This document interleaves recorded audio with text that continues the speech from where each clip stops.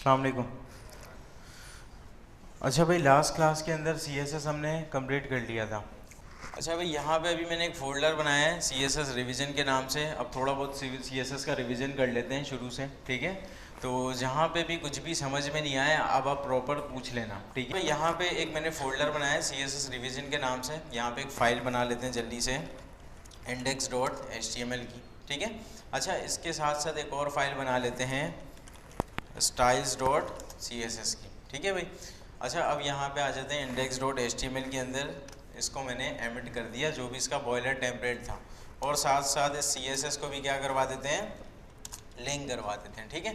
अच्छा, यहाँ पे सबसे पहले बुक ओपन करते हैं, उसके अंदर देख लेते हैं कितनी चीज़ें हमने कवर की हैं।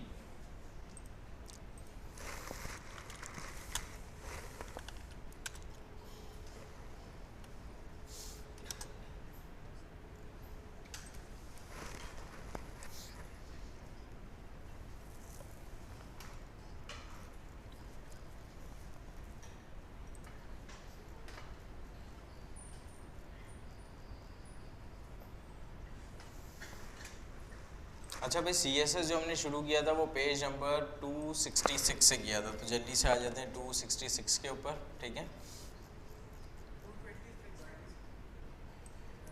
226।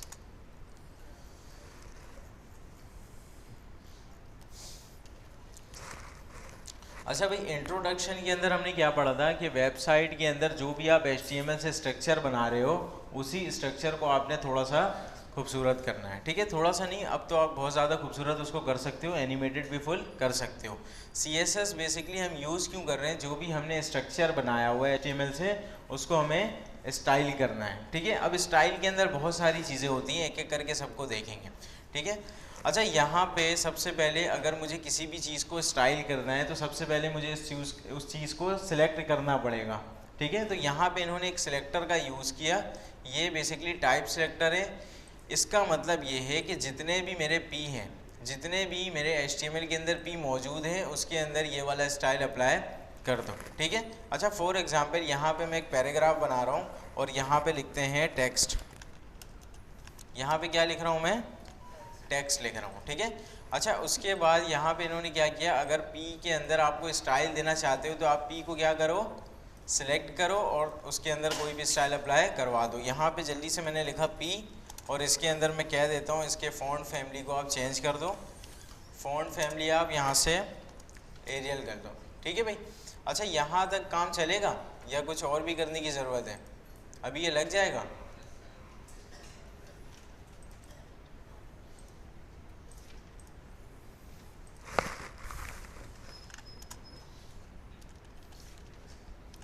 अच्छा भाई, यहाँ पे फ़ॉन्ट फैमिली एरियल लगा है नहीं लगा है, सबसे पहले मैं इसको हटा कर देखता हूँ कि यहाँ पे फ़ॉन्ट चेंज हो रहा है या नहीं हो रहा है, ठीक है। इसका मतलब फ़ॉन्ट फैमिली यहाँ पे अप्लाई हो गया था, अभी मैंने इसको हटाया है तो यहाँ से दोबारा से फ़ॉन्ट फैमिली चेंज हो गई है।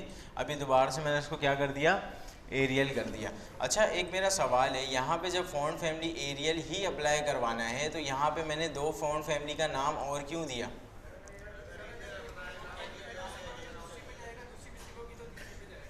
अच्छा ठीक है, अगर इसको ये नहीं मिले तो वो इस वाले पे चले जाएगा, ये भी नहीं मिले तो इस वाले पे चले जाएगा। इसका मतलब तो ये है, यहाँ तक तो सबको क्लियर है। लेकिन ऐसा कब हो सकता है कि उसको एरियल ना मिले? मेरे कंप्यूटर में या जहाँ पे वेबसाइट ओपन हो रही है? जहाँ पे वेबसाइट ओपन हो रही है, ठीक है। अच्छा, यहाँ तक तो आसान है, यहाँ पे मैंने एक सिलेक्टर का यूज़ किया, उसके ऊपर फ़ॉन्ट फैमिली को अप्लाई करवा दिया, ठीक है। अच्छा, उसके अलावा यहाँ पे अभी भी हम टाइप सेक्टर के अंदर हैं। ये कहता है कि अगर आप एक ही स्टाइल एक से ज़्यादा एलिमेंट पे देना चाहते हो तो आप कॉमा करके दूसरे एलिमेंट का भी नाम दे दो। फॉर एग्ज़ाम्पल, यहाँ पे मेरे पास P के साथ साथ एक H1 भी है, और यहाँ पे मैंने जल्दी से लिख दिया हेडिंग 1, ठीक है। यहाँ पे मेरे पास एक H1 है और एक हमारे पास पैराग्राफ है। अभी इन दोनों का फ़ॉन्ट फैमिली चेंज है, बिकॉज यहाँ पे बाय डिफ़ॉल्ट वाला आ रहा है और यहाँ पे कौन सा है, एरियल है, ठीक है। अभी मैं चाहता हूँ ये जो फ़ॉन्ट फैमिली है ना, ये H1 पे भी लग जाए, P पे भी लग जाए। एक तरीका तो ये है, इसको कर लें हम कॉपी, ठीक है, और यहाँ पे आके मैं क्या बता दूँ, इसको H1 बता दूँ। काम करेगा, कहीं पे कोई मसला नहीं आएगा, लेकिन ये बेहतर तरीका नहीं है। आपने सिंपल यहाँ पे लगाना है कॉमा, लिख देना है H1, सही है भाई, हेडिंग 1 का फॉन्ट फैमिली भी हमने यहाँ पे चेंज करवा दिया। अच्छा ये सारी वही कहानी है, ये तो आई थिंक रिवीजन करवाने की ज़रूरत नहीं है। ये आपने एक्सटर्नल एक फ़ाइल बनाई, उसको आप लिंक से लिंक करवा दो, ठीक है। आप इंटरनल भी CSS लिख सकते हो, आप इनलाइन भी लिख सकते हो, ठीक है। प्रायोरिटी जब हम देखेंगे तो उस टाइम पे ये चीज़ कवर कर लेंगे, फ़िलहाल ये चीज़ दोबारा से बताने की ज़रूरत नहीं है। अच्छा यहाँ पे अब हमारे पास कुछ CSS के सिलेक्टर्स आ रहे हैं, ये इंपॉर्टेंट चीज़ को देख लेना आप लोग, ठीक है। ये लाजमी आएगा, इसमें से सवाल तो क्विज के अंदर लाजमी होगा, ठीक है। अच्छा सबसे पहले हमारे पास है यूनिवर्सल सिलेक्टर। यूनिवर्सल सिलेक्टर का मतलब है जितने भी एलिमेंट्स मौजूद हैं HTML के अंदर उन सब पे ये वाला काम कर दो, ठीक है। अच्छा यहाँ पे मैं एक काम करता हूँ, अभी भी और H1 हटाकर इसको दे देता हूँ यूनिवर्सल। अभी भी इसके ऊपर फॉन्ट फैमिली एरियल लग जाएगा, अभी भी फॉन्ट फैमिली एरियल लग रहा है, ठीक है। यहाँ तक तो कोई मसला नहीं है। मैं एक काम करता हूँ, मैं एक और पैराग्राफ बनाता हूँ जल्दी से। इसके अंदर मैंने लिखा टेक्स्ट 2। अभी इस पैराग्राफ पे लगेगा या नहीं लगेगा? लगेगा, ठीक है। मैं एक काम करता हूँ, इसको मैंने क्लास दे दी पैरा 2 की, अभी लगेगा? अभी नहीं लगेगा। कितने स्टूडेंट कहते हैं कि अभी इसके ऊपर फॉन्ट फैमिली एरियल नहीं लगेगा? नहीं वाले कितने हैं? नहीं वाले कोई भी नहीं है। चलो ठीक है, यहाँ पे हमारे पास फॉन्ट फैमिली एरियल दूसरे वाले के ऊपर भी लग जाएगा, ठीक है। अच्छा यहाँ पे अब हमारे पास टाइप सिलेक्टर आ रहा है, ठीक है। टाइप सिलेक्टर बेसिकली क्या है, आपने HTML के एलिमेंट का नाम लिखना है and then curly bracket open करके इसको यूज़ कर लेना है, जो काम अभी हमने इससे पहले भी किया है। ये वाला कौन सा सिलेक्टर था? टाइप सिलेक्टर, ठीक है। अच्छा इसके अलावा ये इंपॉर्टेंट चीज़ है, ये इंपॉर्टेंट चीज़ है, ये हमारे पास आ रहा है क्लास सिलेक्टर। ये हमारे पास आ रहा है क्लास सिलेक्टर। आप किसी भी HTML के एलिमेंट को क्या दे सकते हो? क्लास दे सकते हो, जिस तरह से मैंने पैरा 2 को भी एक क्लास दे दी। अभी मैं इधर आता हूँ, मैं कहता हूँ पैरा 2 और इसको मैं कहता हूँ इसका कलर कर दो रेड। अभी ये लग जाएगा क्या? नहीं लगेगा, क्योंकि ये एलिमेंट सिलेक्टर नहीं है तो इसको डायरेक्ट नहीं लिख सकते हैं। बिकॉज ये क्लास सिलेक्टर है तो हमें यहाँ पे क्या लिखना पड़ता है? डॉट लिखना पड़ता है। अभी लग जाएगा? इसको तो हमने यहाँ पे भी टारगेट किया हुआ है पैराग्राफ को, ये वाला लगेगा। अच्छा ठीक है, कलर तो रेड हो जाएगा क्योंकि इसकी प्रायोरिटी ज़्यादा है, यहाँ तक तो कोई मसला नहीं है। जस्ट मेरा सवाल ये है, क्या इसके ऊपर कलर भी लग जाएगा और फॉन्ट फैमिली भी लग जाएगा एरियल, या फॉन्ट फैमिली नहीं लगेगा? इसकी प्रायोरिटी बढ़ गई तो ये वाला काम नहीं होगा, ऐसा होगा? अभी क्या होना चाहिए? फॉन्ट फैमिली भी लगेगा, बिल्कुल सही है। फॉन्ट फैमिली भी यहाँ पे अप्लाई हो जाएगा और कलर भी अप्लाई हो जाएगा, ठीक है। अच्छा एक काम मैं करता हूँ, यहाँ पे देता हूँ इसको font family times new Roman. अभी क्या होगा? कलर तो लगेगा, कलर तो लगना ही लगना है। फॉन्ट फैमिली अभी कौन सा लगेगा? एरियल वाला लगेगा या टाइम्स न्यू रोमन? सही भाई, टाइम्स न्यू रोमन हमारे पास लग गया है, ठीक है। अच्छा इसके अलावा हमने क्या पढ़ा था? आईडी सिलेक्टर पढ़ा है, ठीक है। आईडी सिलेक्टर में एक काम करता हूँ, इसी को जाकर एक आईडी भी दे देता हूँ, ठीक है। आईडी हमेशा यूनिक होती है, ठीक है। क्लास एक जैसी आप दे सकते हो, आईडी हमेशा क्या होगी? यूनिक होगी। मैंने इसको एक आईडी दे दी है P1 की, ठीक है। अब यूनिक का मतलब है इस P1 की आईडी में किसी दूसरे एलिमेंट को भी नहीं दे सकता और इसी एलिमेंट को एक से ज़्यादा आईडी भी नहीं दे सकता है, इसका मतलब है यूनिक, ठीक है। ये आईडी हमेशा क्या होती है? यूनिक होती है, ठीक है। अच्छा अभी मैं एक काम करता हूँ, यहाँ से इसको रिमूव करते हैं। पहले यहाँ पे मैंने लिखा डॉट P1, ठीक है। सबसे पहले तो मुझे ये बताओ, यहाँ पे डॉट आएगा?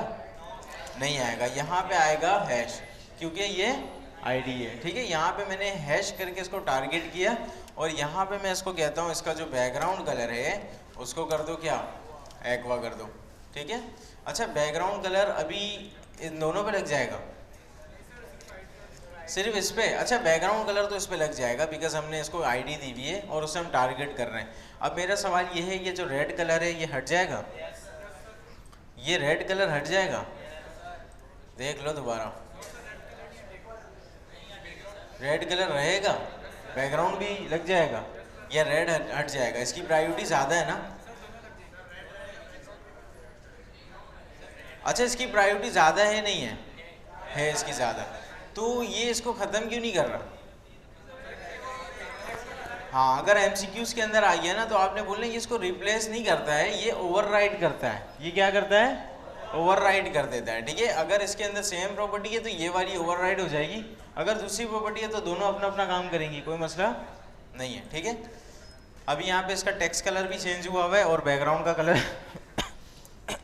बैकग्राउंड का कलर भी चेंज हुआ हुआ है। ठीक है, अच्छा यहाँ तक तो ठीक है ना, यूनिवर्सल टाइप क्लास और आईडी, यहाँ तक तो किसी को कोई मसला नहीं है। अब आ जाते हैं चाइल्ड सेक्टर पे। चाइल्ड सेक्टर के एग्जाम्पल के लिए सबसे पहले हमने पेरेंट और चाइल्ड का रिलेशन बनाना होगा, तभी हम इसको यूज़ कर सकते हैं। तो यहाँ पे मैं काम करता हूँ, यहाँ पे जल्दी से एक बना लेते हैं पेरेंट चाइल्ड का रिलेशन।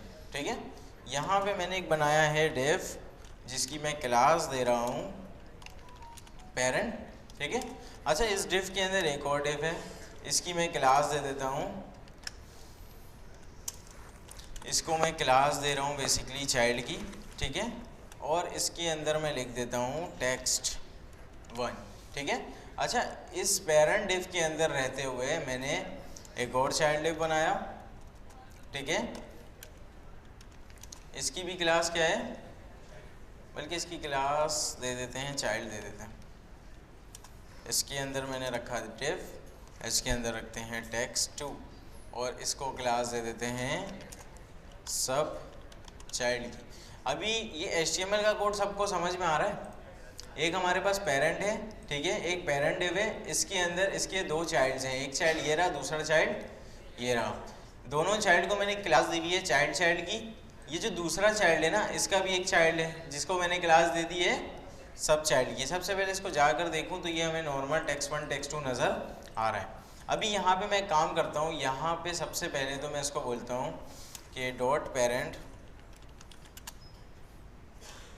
के अंदर जो भी चाइल्ड है डॉट चाइल्ड, ठीक है, उसका आप बैकग्राउंड कलर या बेसिकली कलर चेंज कर दो, ब्लू कर दो।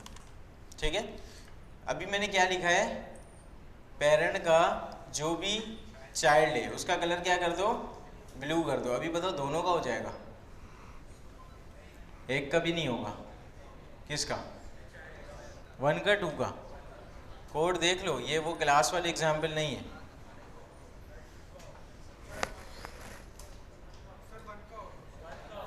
वन का होगा, दूसरे का नहीं होना चाहिए।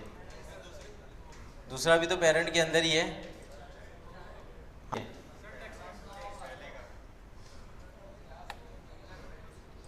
हाँ भाई, क्या हुआ यहाँ पे? दोनों हो रहा है। चलो मैं स्पेस भी हटा देता हूँ। अभी क्या होगा? अभी भी दोनों पे हो रहा है। ऐसा क्यों हो रहा है?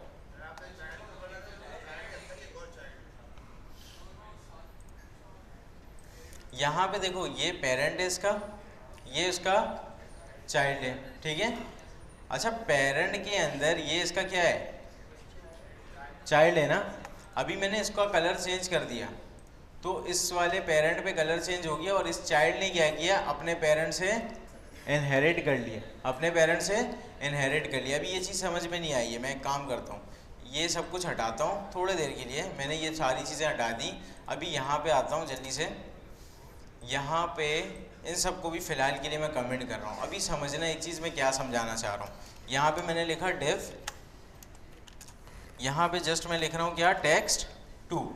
अभी इसका जो फॉन्ट फैमिली है वो नॉर्मल है, सैंस सेरिफ है ना।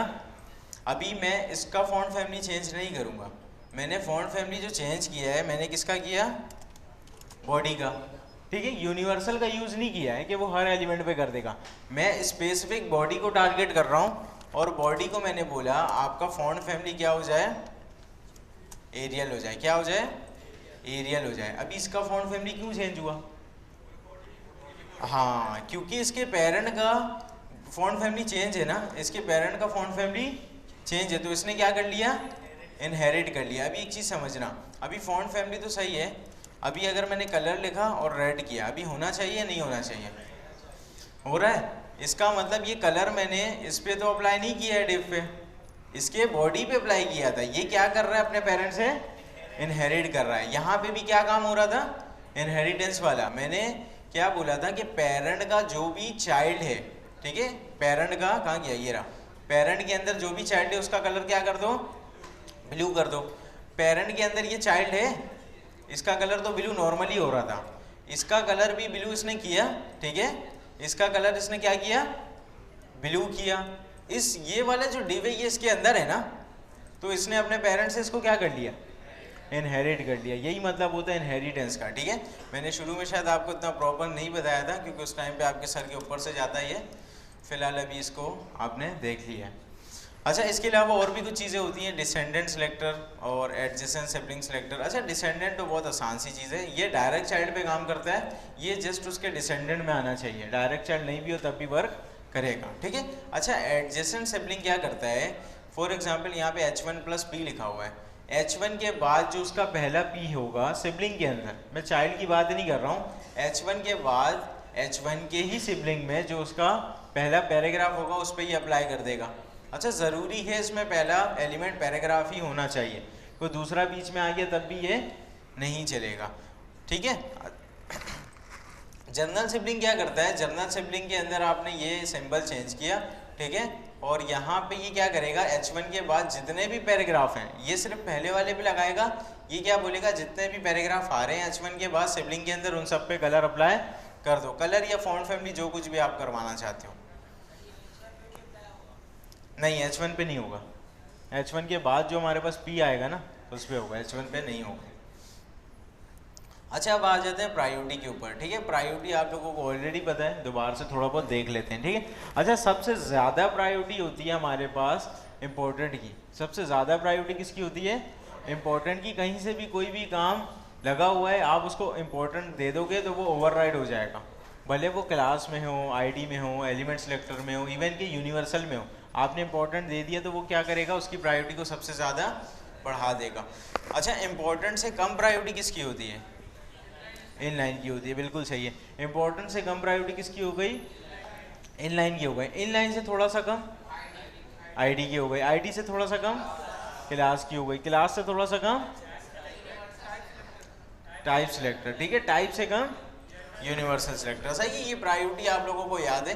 जस्ट एक छोटी सी एग्जांपल देखते हैं फिर आगे बढ़ते हैं।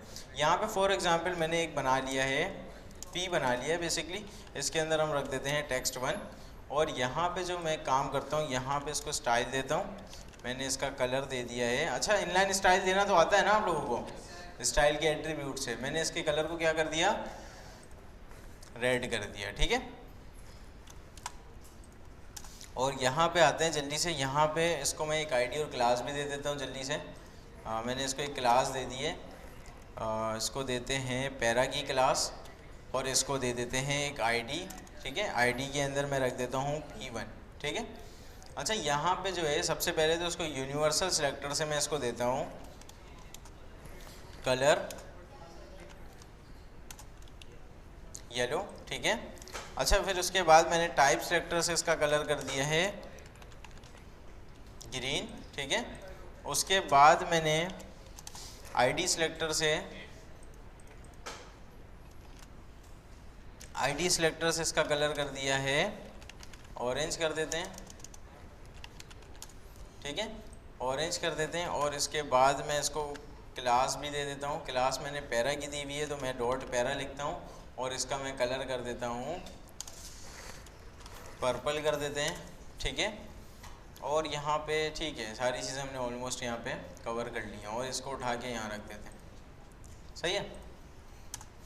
अभी सबसे पहले आप लोगों को पता है कि सबसे ज़्यादा प्रायोरिटी इस वाले की है, कहाँ गया, ये रहा, सबसे ज़्यादा प्रायोरिटी किसकी है, इनलाइन की है। अभी देख लो, कंफर्म कर लो कि रेड आना चाहिए या नहीं आना चाहिए, ये रहा कोड,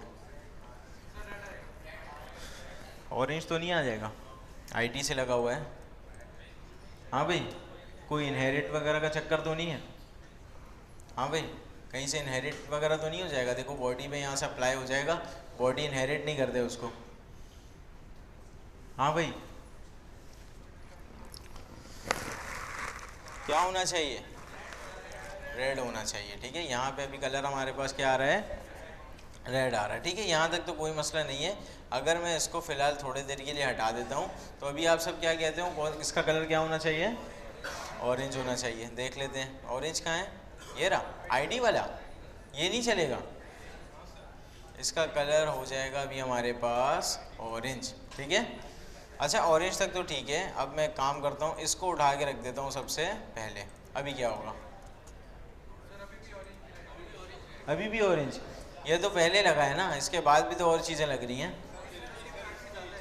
कोई बात नहीं, इसको कॉपी करते हैं, इसको दोबारा पेस्ट करते हैं। ऊपर वाले में ऑरेंज है, नीचे वाले में कर देते हैं ब्लैक। अभी क्या होगा? तो इधर भी तो आईडी है। अगर एक जैसी हमारे पास प्रायोरिटी आ जाएगी तो जो बाद में आएगा वो अप्लाई होगा। ठीक है, यहाँ तक तो ठीक है। इन दो, इसको भी हटाते हैं और इसको भी हटाते हैं। अभी कौन सा होगा? ये नहीं होगा। सही है। अभी हमारे पास क्या हो रहा है? पर्पल। और मुझे पता है जब मैं ये हटाऊंगा तो कौन सा हो जाएगा हमारे पास? ग्रीन हो जाएगा। ग्रीन भी हटाऊंगा तो हमारे पास यूनिवर्सल वाला चल जाएगा। यहाँ तक तो सही है। अभी हमारे पास क्या आ रहा होगा? ग्रीन आ रहा होगा। इसका मतलब यूनिवर्सल वाला काम नहीं चल रहा। मैं एक काम करता हूँ, यूनिवर्सल के अंदर बैकग्राउंड कलर रेड देते हैं। अभी क्या होगा? बैकग्राउंड में रेड आएगा या नहीं आएगा? देख लो। अच्छा चलो ठीक है, बैकग्राउंड का कलर रेड है और इसका colour yellow, green. Background colour red और इसका क्या है? येलो। ठीक है। अच्छा मैं एक काम करता हूँ, यूनिवर्सल हटा के इसको देता हूँ दोबारा से पी। अभी क्या होगा? अच्छा अभी सिर्फ पी पे बैकग्राउंड आएगा ना, बॉडी पे तो नहीं आएगा, क्योंकि यूनिवर्सल से मैंने हटा दिया। पी का जो टेक्स्ट कलर है वो येलो हो जाएगा, बैकग्राउंड कलर रेड हो जाएगा।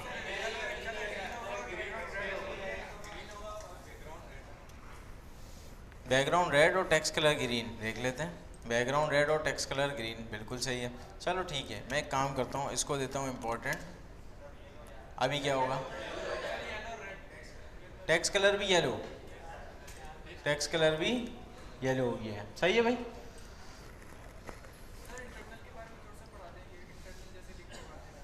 इंटरनल सिंपल, यहाँ से मैं ये सारा कोड कट करूँगा और ऊपर आके स्टाइल के अंदर रख दूंगा बस, और कुछ भी नहीं करना। बिल्कुल, अभी भी देखो बिल्कुल वैसे ही चल रहा है। सही है। यहाँ पे स्टाइल के अंदर पूरा का पूरा काम आप रख दोगे अपने CSS का, लेकिन ये बेहतर तरीका नहीं है। आपका काम होना चाहिए यहाँ, ठीक है, और ये स्टाइल यहाँ पे नहीं होना चाहिए जी। हाँ भाई, और कोई सवाल है इंटरनल से रिलेटेड किसी का? सही है। अच्छा इनहेरिटेंस वगैरह ये मैंने आपको बता दिया है, ठीक है। कुछ प्रॉपर्टी ऐसी होती है जो कि बाय डिफ़ॉल्ट इनहेरिट करती हैं, कुछ प्रॉपर्टी को करवाना पड़ता है, ठीक है। अभी फ़िलहाल हमारे पास फ़ॉन्ट, फैमिली, कलर ऐसी प्रॉपर्टी थी जो इनहेरिट कर रही थी। पैडिंग वगैरह खुद ही से इनहेरिट नहीं करती, उसको इनहेरिट देकर करवाना पड़ता है, ठीक है। अच्छा ये सारी वही कहानी है, वाई यूज़ एक्सटर्नल शीट, ये सारी कहानी हमें ऑलरेडी पता है कि हम क्यों यूज़ कर रहे हैं एक्सटर्नल शीट, ठीक है। अभी आ जाते हैं चैप्टर नंबर 2 के अंदर। अच्छा ये चैप्टर बहुत आसान है ना, कलर वाला। अभी इतने सारे कलर्स हमने यूज़ किए हैं, ये हमने कलर का नाम लिखा हुआ है, ठीक है। इस चैप्टर के अंदर हमने क्या कवर किया था कि कलर आप कुछ चैनल्स के थ्रू दे सकते हो, जैसे RGB वैल्यू दे सकते हो आप, और क्या दे सकते हो, हेक्सा कोड दे सकते हो, है ना, HSL दे सकते हो, ये सारी चीज़ें आप दे सकते हो। अच्छा यहाँ पे अगर मैं ग्रीन ही देना चाहता हूँ लेकिन हेक्सा कोड से देना चाहता हूँ, तो यहाँ पे मैं क्या कोड लिखूँ ऐसे हेक्सा का? हैश 3 दफ़ा 0, वो तो हमारे पास ब्लैक हो जाएगा ना। हाँ भाई, ग्रीन चाहिए मुझे, 0 0 ठीक है। अच्छा 0 का मतलब है रेड बिल्कुल 0 है, F का मतलब है F ग्रीन बिल्कुल हाई है, और ये ब्लू क्या है हमारे पास, बिल्कुल 0 है, ठीक है। अच्छा यही काम अभी मैं RGB से करना चाहता हूँ, फिर क्या करूँ? RGB से, हाँ भाई RGB वैल्यू हमने पढ़ा है ना, RGB वैल्यू, रेड को 0 कर दें, ग्रीन को 255, बिल्कुल सही है। इसका जो मैक्सिमम नंबर होता है वो होता है 255। इसको कर देते हैं B को 0, ब्लू को 0, सही है। अभी भी ये क्या बन गया हमारे पास? ग्रीन बन गया। अच्छा RGB के साथ एक अल्फ़ा वैल्यू भी होती है, ये क्या चीज़ है? इसकी ओपेसिटी बता रही है, ये कलर की ओपेसिटी बता रही है, ठीक है। अच्छा यहाँ पे अगर मैंने 1 दिया है तो उसका मतलब कम होना चाहिए, ओपेसिटी कम होगा, ज़्यादा है, 1 इसकी हाई ओपेसिटी है, 0 इसकी लो ओपेसिटी है, ठीक है। 0 अगर मैंने इसको कर दिया ये नज़र आएगा, नहीं आएगा। 1 कर दिया तो जैसे नॉर्मल था वैसे ही नज़र आएगा। ओपेसिटी कम करना चाहते हैं तो हम इसको 0 से 1 के दरमियान कोई नंबर देंगे, बेसिकली डेसिमल नंबर दोगे आप, 0.5, 0.2, 0.6। अगर मैंने 0.5 दिया फिर क्या होगा,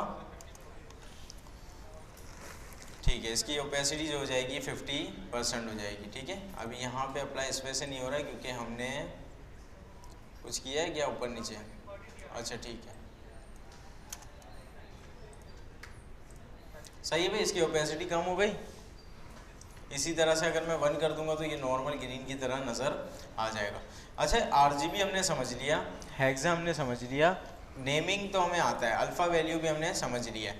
मैं काम करता हूँ, अल्फ़ा वैल्यू को यहाँ से हटाता हूँ, ठीक है, अल्फ़ा वैल्यू को यहाँ से हटाता हूँ। मैं इस पैराग्राफ की ओपेसिटी भी सेट कर सकता हूँ, कैसे, ओपेसिटी की प्रॉपर्टी से। इसके अंदर भी वही कहानी, आप 0 से 1 तक में कोई भी नंबर दे सकते हो। अगर मैंने 0.5 लिखा और यहाँ पे आके मैं देख रहा हूँ तो यहाँ पे अभी भी बिल्कुल वैसा ही काम कर रहा है। इन दोनों में एक छोटा सा डिफरेंस है, यहाँ से अल्फ़ा वैल्यू देने में और ओपेसिटी देने में। ये क्या डिफरेंस है, कोई बता सकता है? बॉर्डर को, टेक्स्ट को? हाँ भाई, बॉर्डर को या टेक्स्ट को? बॉर्डर कहाँ है यहाँ पे? टेक्स्ट को करेगा ना, ये जो पैराग्राफ है इसकी टेक्स्ट की ओपेसिटी की ये बात कर रहा है, और ये बात कर रहा है कलर की ओपेसिटी की। जब इसने टेक्स्ट को आधा कर दिया तो इस वजह से आपको कलर भी क्या दिख रहा है, थोड़ा सा लाइट नज़र आ रहा है, लेकिन बेसिकली इसने किया किसको है, टेक्स्ट के साथ किया है, और ये किसके साथ करता है, कलर के साथ करता है।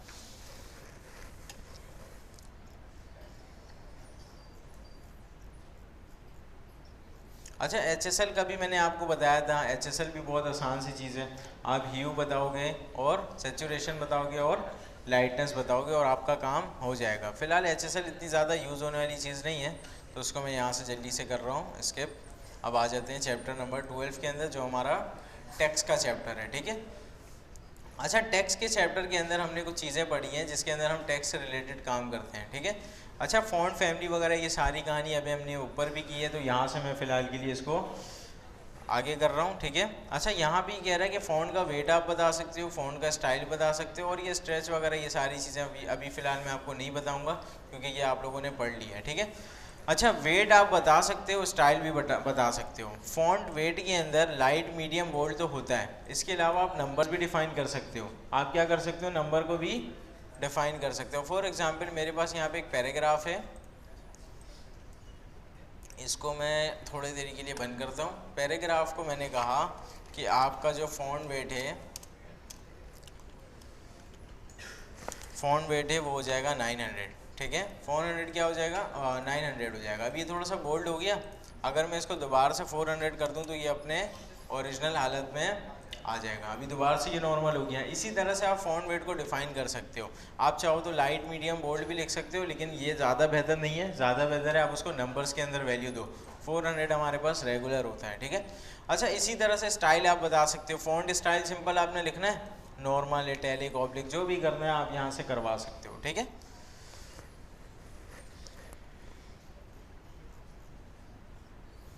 अच्छा, फ़ॉन्ट फैमिली हमने देख लिया, ठीक है। अच्छा, गूगल फ़ॉन्ट का भी मैंने आपको बताया हुआ है कि आप गूगल फ़ॉन्ट से फ़ॉन्ट किस तरह यूज़ करोगे, पता है आप लोगों को।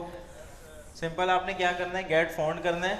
जो भी आपको लिंक देगा वो लिंक को उठाना है, आपने कहाँ लगा देना है, अपने हेड पे लगा देना है, ठीक है। और स्टाइल के अंदर फ़ॉन्ट फैमिली का जो भी वो नाम देंगे वो नाम आके आपने लिख देना है, ठीक है।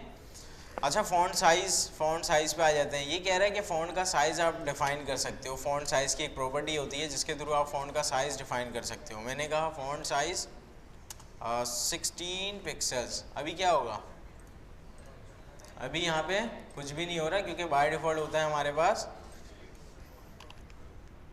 16, ठीक है। और ये अभी हमने 32 किया तो इसके फ़ॉन्ट साइज़ को इसने डबल कर दिया, ठीक है।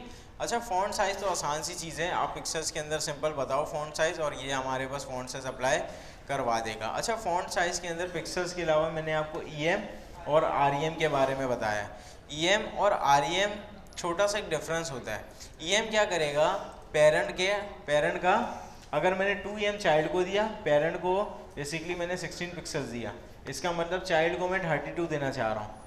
2em का मतलब है पेरेंट का double, 4em parent multiply by 4, सही है। em का मतलब क्या होता है, पेरेंट का साइज। अगर मैं इससे पहले जो भी नंबर लिखूंगा वो नंबर पेरेंट के साइज से मल्टीप्लाई हो जाएगा। अच्छा, em के अंदर एक मसला था, em के अंदर मसला ये था, अगर हम नेस्टेड काम करते हैं, चाइल्ड टू चाइल्ड जाने की कोशिश करेंगे तो हमारे पास हर एक चाइल्ड अपने पेरेंट का डबल होता जाएगा। इस चीज़ से बचने के लिए हम क्या लिखते हैं, rem क्या करेगा, रूट के पेरेंट का साइज ले लेगा, ठीक है। अच्छा, फ़ॉन्ट वेट वगैरह फ़िलहाल हमने देख लिया है, तो आ जाते हैं यहाँ से आगे। फ़ॉन्ट स्टाइल भी हमने देख लिया। अब आते हैं टेक्स्ट ट्रांसफॉर्म के अंदर। आप किसी भी टेक्स्ट को ट्रांसफॉर्म करके अपर केस कर सकते हो, लोअर केस कर सकते हो और कैपिटलाइज कर सकते हो। ये क्या करेगा, ये क्या करेगा भाई, जितने भी हमारे पास लेटर्स आएंगे उन सबको अपर केस में कन्वर्ट कर देगा। यहाँ पे दिख रहा है अपर केस। उसके बाद ये क्या कर रहा है, हमारे पास लोअर केस वाला, जितने भी टेक्स्ट आएंगे उन सबको लोअर केस में कन्वर्ट कर देगा। मेरा नहीं ख्याल यहाँ पे कहीं ये रहा, ये लोअर केस में हुआ है, ठीक है। और उसके अलावा जितने भी इनके पास पैराग्राफ्स हैं ना, इनको इसने क्या कर दिया, कैपिटलाइज कर दिया, ठीक है।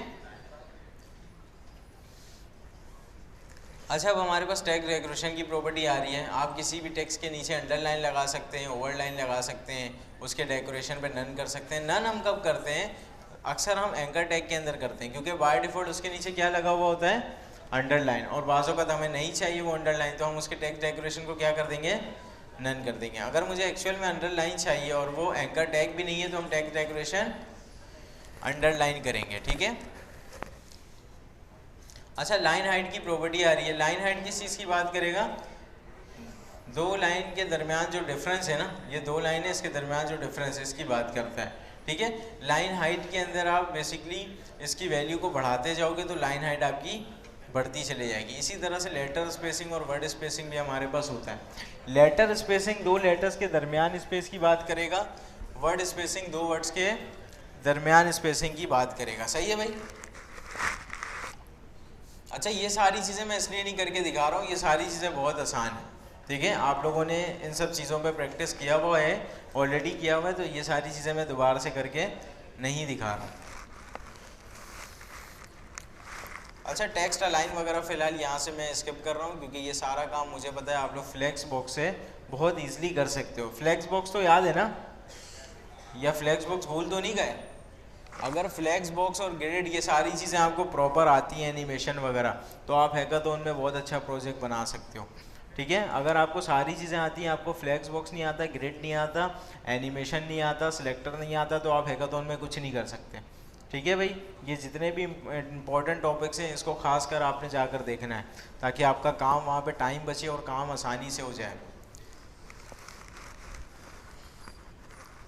अच्छा, ये टेक्स्ट इंडेंट वगैरह खैर इतनी ज़्यादा यूज़ होने वाली चीज़ नहीं है, लेकिन आपको पता है टेक्स्ट इंडेंट क्या करेगा। इन्होंने क्या किया, इस पैराग्राफ को थोड़ा सा इंडेंट दे दिया है, तो ये थोड़ा सा दूर हो गया है। यहाँ से शुरू होना था ना इसको बाय डिफ़ॉल्ट, थोड़ा सा यहाँ से शुरू हो रहा है। क्यों, क्योंकि उसने क्या दिया है, इसको इंडेंट दे दिया है, इंडेंट 20 पिक्सल दे दिया। अच्छा, टेक्स्ट शेडो बहुत आसान सी चीज़ है। आप किसी भी टेक्स्ट के पीछे क्या कर सकते हो, शेडो गिरा सकते हो, ठीक है। यहाँ तक तो कोई मसला नहीं है। अब टेक्स्ट शेडो के अंदर मुझे 1 2 3 और ये 4 वैल्यूज़ नज़र आ रही हैं। ये जो पहली वैल्यू है ये किस चीज़ की बात करेगा, एक्स एक्सिस की बात करेगा। ये दूसरी वैल्यू वाई एक्सिस की। ये तीसरी वैल्यू कितना ज़्यादा शेडो, कितना ज़्यादा शेडो ब्लर होना चाहिए, कितना ज़्यादा शेडो ब्लर होना चाहिए। और ये क्या चीज़ है, ये कलर है, ठीक है। कलर इन्होंने हेक्सा में दिया हुआ है, आप कलर का नाम भी दे सकते हो, ठीक। अच्छा, यहाँ पे कह रहा है कि आप फर्स्ट लेटर पे भी कोई स्टाइल दे सकते हो, फर्स्ट लाइन पे भी कोई स्टाइल दे सकते हो, लेकिन ये इतनी ज़्यादा यूज़ होने वाली चीज़ नहीं है। मुझे पता है अगर आपने फर्स्ट लेटर पे करना होगा, आप उसको स्पेन में बंद करोगे और उस स्पेन को क्लास दोगे और सिंपल अपना काम आसान करोगे, सही है। ये सारी कहानी आप वहाँ नहीं करना, क्योंकि आपको जो टाइम मिलेगा 7-8 घंटे का, आप उसको ऐसा नहीं 17 घंटे में करो, ठीक है। और नेक्स्ट क्लास के अंदर HTML में बैठे हो किसी और के साथ, तो ये सारी कहानी नहीं करनी है आपको। अच्छा, यहाँ पे लिंक विजिटेड का मैंने आपको बताया था। इसके अलावा हमारे पास होवर होता है, एक्टिव होता है, फोकस होता है। होवर का क्या मतलब है, जब भी कोई यूज़र उसके ऊपर माउस लेकर जा रहा है तो ये वाला काम करता है। एक्टिव का मतलब है जब भी उसके ऊपर कोई किसी ने एक्टिव किया हुआ है, बेसिकली उसको होल्ड किया हुआ है क्लिक करके, ठीक है, तो इसका मतलब होता है एक्टिव। फोकस क्या चीज़ है, अक्सर हम इनपुट फील्ड वगैरह के ऊपर फोकस करते हैं, बटन के ऊपर भी बाज़ औक़ात लोग फोकस की प्रॉपर्टी लगा देते हैं, लेकिन बेहतर तरीका नहीं है। फोकस की प्रॉपर्टी हमेशा कहाँ होनी चाहिए? इनपुट फील्ड के अंदर होनी चाहिए। इनपुट फील्ड याद है सबको? हाँ भाई, इनपुट फील्ड याद है? इनपुट फील्ड कैसे बनाते हैं हम? इनपुट का टैग लगा के। अच्छा, इनपुट फील्ड तो बन जाती है, कोई मसला नहीं है। डेटा सर्वर पे कौन लेके जाता है? फॉर्म लेके जाता है। फॉर्म के अंदर ऐसा कौन सा एट्रीब्यूट होता है जो डेटा सर्वर पे लेकर जाता है? एक्शन पे, ठीक है। अच्छा, ऐसा कौन सा एट्रीब्यूट होता है जिसके अंदर हम बता सकते हैं डेटा यूआरएल पे दिखाना या नहीं दिखाना? हाँ, मेथड होता है हमारे पास, एट्रीब्यूट होता है मेथड। उसके अंदर हम पोस्ट और क्या गेट दे सकते हैं। अच्छा, यहाँ पे कि इन्होंने इनपुट फील्ड बनाई है, इसको इन्होंने एक बॉर्डर दे दिया, एक बटन है सबमिट का, इसको उन्होंने बैकग्राउंड कलर और टेक्स्ट कलर दिया। ये बन जाएगा? कैसे बनेगा? इनपुट टाइप टेक्स्ट, और इसके आप क्लास दोगे, क्लास को जाके क्या बोलोगे? इसको बॉर्डर लगा दो ब्राउन कलर का। एक हमारे पास बटन होगा नॉर्मल सा, इसके text colour white, background colour brown type का जो भी। अच्छा, मुझे पता है आप लोग इसका रेडियस भी चेंज कर सकते हो। आप लोग होवर करने पे इसको एनिमेट भी कर सकते हो। होवर करने पे एनिमेट कौन कौन कर सकता है? हाँ भाई, कोई भी नहीं? सही है, फिर आप लोग सारे HTML CSS ही पढ़ना।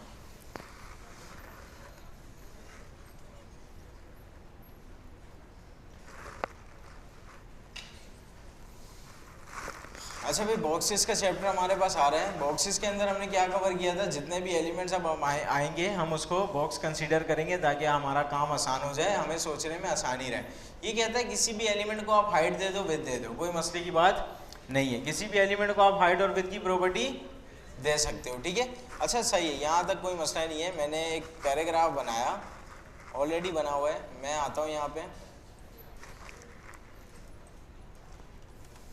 पे पैराग्राफ के अंदर मैंने कहा, पैराग्राफ को मैं कह रहा हूँ कि आप इस पे लगा दो बैकग्राउंड कलर एक्वा करो, ठीक है। और इसकी जो विड्थ है ना, इसकी विड्थ 200 पिक्सल्स कर दो। अभी मुझे ये बताओ, ये जो बैकग्राउंड कलर मैंने लगाया है ये पूरे लाइन पे आएगा, ये सिर्फ 200 पिक्सल्स तक आएगा? 200 पिक्सल्स तक आएगा। कह रहे हो कि ये 200 पिक्सल्स तक आना चाहिए, तो यहाँ पे ये 200 पिक्सल्स तक आ रहा है। अगर यहाँ पे मैंने इसको विड्थ दी ही नहीं होती तो फिर क्या होता? पूरे लाइन पे, ये पूरे लाइन पे आ रहा है, ठीक है। अच्छा, यहाँ पे हाइट और विड्थ की प्रॉपर्टी तो आसान है, यहाँ पे हाइट और विड्थ की प्रॉपर्टी आसान है, कोई मसले की बात नहीं है। आप मिनिमम विड्थ मैक्सिमम विड्थ भी दे सकते हो। कम से कम विड्थ इतनी होनी चाहिए, ज़्यादा से ज़्यादा विड्थ इतनी होनी चाहिए। अब यहाँ पे एक चीज़ समझना, यहाँ पे मैं कह रहा हूँ मैक्सिमम विड्थ जो है इसकी, मैक्सिमम विड्थ है 300 पिक्सल्स, ठीक है। ज़्यादा से ज़्यादा विड्थ इसकी कितनी होगी? 300 पिक्सल्स, और कम से कम जितनी भी हो सकती है। अभी अगर मैं रिफ़्रेश करूँगा तो ये विड्थ 300 पे आ जाएगा या नहीं आएगा? आ जाएगा। यहाँ पे ये 300 पे आ गया। अच्छा, अगर मैं इसके स्क्रीन साइज़ को छोटा कर दूँ और इस पर होवर करूँ तो इसका विड्थ कम होना चाहिए? होगा नहीं होगा?